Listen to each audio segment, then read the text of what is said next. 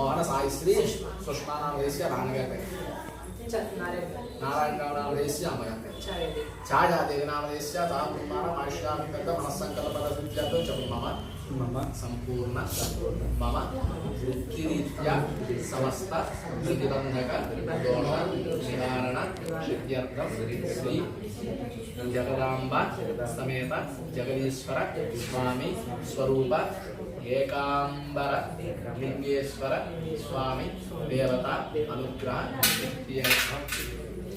మమ అభిషేకంచ నమః. స్వామివారికి స్వయంగా మనం అభిషేకం చేసుకోవాలని మనం తెలియదు.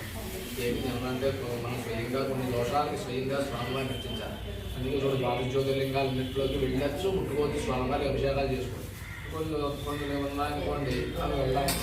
కాబట్టి కొన్ని సందర్భాల్లో కొన్ని దోషాలు నివారణ అంటే స్వామివారికి లింగానికి స్వయంగా మనమే అభిషేకం చేయాలి. మేము చేసినప్పటికీ కూడా కొన్ని సందర్భాల్లో ఆ దోషాన్ని నివారణ జరగవు. మనకి ఇక్కడ ఈశ్వరుడు అన్నాడు, మిమ్మల్ని బయట కూర్చోబెట్టి మేము లోపలిగా మేము చేసేసి, కానీ ఆ దోషాన్ని నివారణ అంటే స్వయంగా మీరు చేస్తేనే ఆ దోషాలు నివారణ అవుతాయి కొన్ని సంబంధించినటువంటి దోషం. కాబట్టి స్వయంగా మీరే అభిషేకం చేసుకుని జాగ్రత్తగా ఓం నమః శివాయ అనుకుంటూ ఈ పాలు పట్టుకుని అంటే మొదటి పాలు పెరుగు నెయ్యాలని చెప్తాను. 4 ద్రవ్యాల కింద మొత్తం రుద్రాభిషేకం జరుగుతుంది స్వామివారి. ఇంకా ఎదురుడు ఓం నమః శివాయ అనుకుంటూ మీ మనసులో ఇంకే ఆలోచన రాకూడదు. ఓం నమః శివాయ అనే మానం గట్టిగా ఓం నమః శివాయ స్వామివారి అభిషేకం చేయాలి. ఓం నమో భగవతే రుద్రాయ ఓం నమస్తే రుద్రమంజోపదోదశమే నమః. నమస్తే బాహుభ్యాం తదే నమః. వేదస్తమతమానం తపోవదే నమః.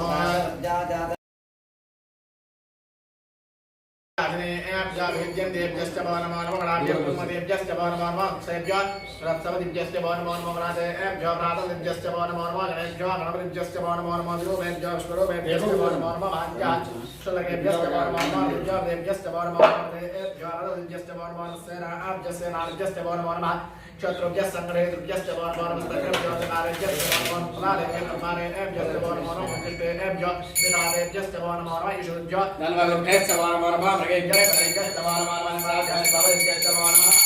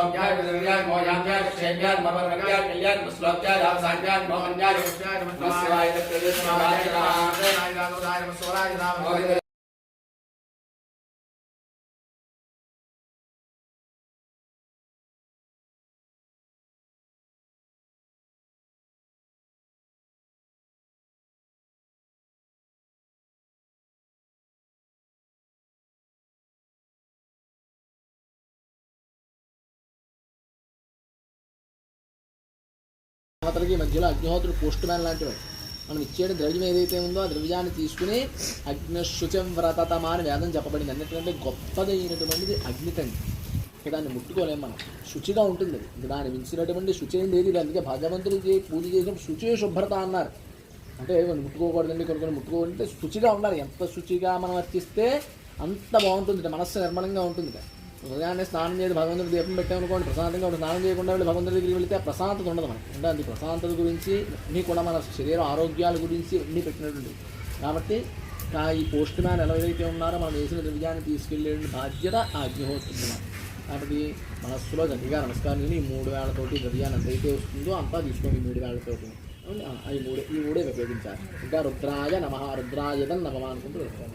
ఓం నమో భగవతే రుద్రాయ ఓం నమస్తే రుద్రమన్యవతోదే నమః. నమస్తే సురమణేమాభ్యామృతే నమః స్వాహ. మధ్యలో అగ్నిహోత్రుడు పోస్ట్ మ్యాన్ లాంటివాడు.